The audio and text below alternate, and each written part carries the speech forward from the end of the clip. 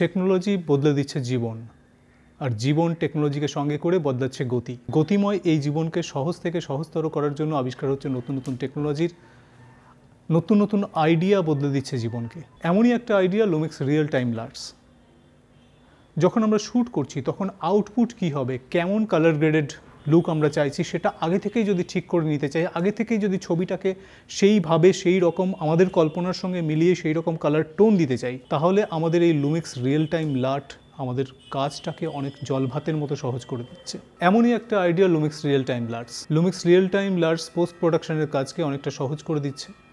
অর্থাৎ আমাদের পোস্ট প্রোডাকশনে কালার গ্রেডিংয়ের আর প্রয়োজনই হচ্ছে না। যেরকম কালার গ্রেডিং, যেরকম লুক আমরা চাইছি, সেই রকম লার্ট আমরা আগে থাকতেই ক্যামেরার মধ্যে লোড করে দিচ্ছি এবং সেই লার্টস দিয়েই আমরা শ্যুটটা চালিয়ে যাচ্ছি, যার ফলে সময় বেঁচে যাচ্ছে, গতিশীল জীবন এগিয়ে যাচ্ছে। আসুন দেখে নিই লুমিক্স রিয়েল টাইম লার্টস কীভাবে কাজ করে।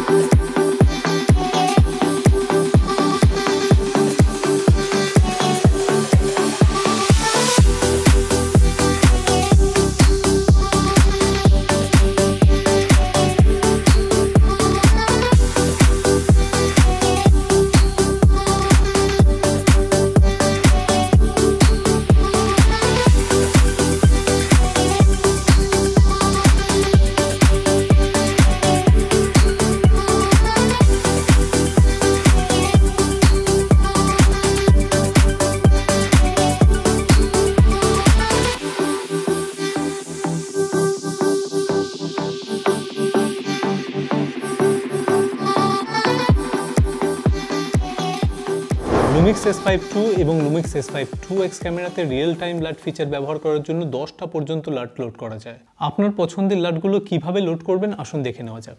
প্রথমে একটা SD কার্ডে আপনার পছন্দের 10টি লার্ট কপি করুন। তারপর মেমোরি কার্ডটি ক্যামেরার যে কোনো মেমোরি কার্ড স্লটে ভরুন। এবার ক্যামেরাটি অন করে ক্যামেরার পেছন দিকে থাকা মেনু বাটন চাপুন।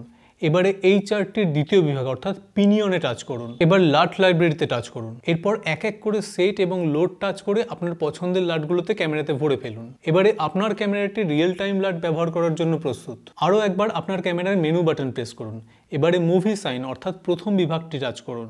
এবারে ফটো স্টাইল থেকে ডান দিক বাদিকে তীর চিহ্ন অথবা যে কোনো ডায়াল ঘুরিয়ে রিয়েল টাইম লার্ট সেট করুন। এবারে লার্ট অনে টাচ করুন।